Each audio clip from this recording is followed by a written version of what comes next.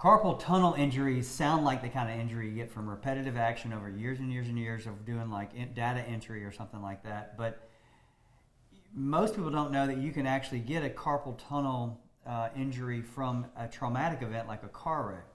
Dr. Malone, tell us how a person, and we've had clients that have had these injuries, how does a person get a carpal tunnel injury from a traumatic event like a car wreck?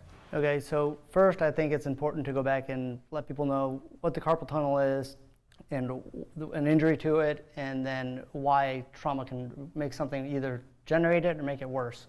So carpal tunnel is at the base of your wrist, okay, like where you would normally put your wristwatch strap at, and it is designed to allow very limited amount of structures to go through it, okay, all the ligaments and tendons that go down to your hand, and one nerve, median nerve, and it's snug.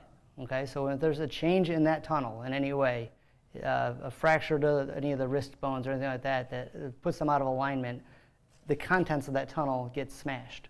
And that's where the carpal tunnel syndrome comes from with trauma. So how would someone know that they have carpal tunnel syndrome or potential carpal tunnel syndrome? Burning, pain, weakness, and where? It's going to be in this part of the hand, okay? It's these four fingers that I'm Not holding. the pinky. Not the pinky. It's these four. I'm trying to do it so that you can see it on the camera. Can't even do that. Yeah. Maybe I can. So it's primarily these four, and it's primarily these three. And So like this one is not carpal tunnel? Correct. Okay. So anyhow, so carpal tunnel is weakness, burning, pain in these fingers. What if it's just these two in the middle?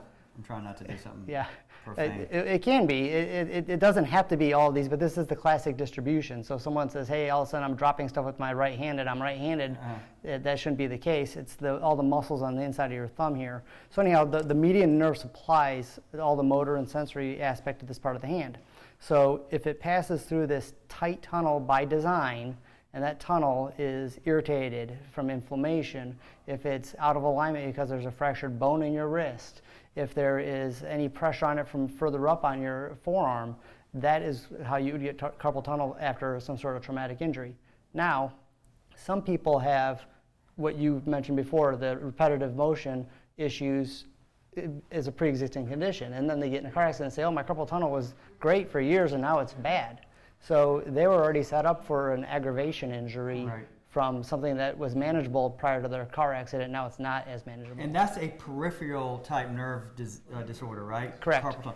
But you can also have a central nerve disorder from your neck that could go down your arm that could cause similar weakness and symptomatology, what's the word? Symptomatology, yes. Symptomatology in your hand that would seem like carpal tunnel or peripheral nerve type injury when it's actually a central nerve injury. So both of those things can come from car wrecks. The central nerve injury is actually more prominent in our practice than the peripheral nerve injury, the traumatic carpal tunnel syndrome.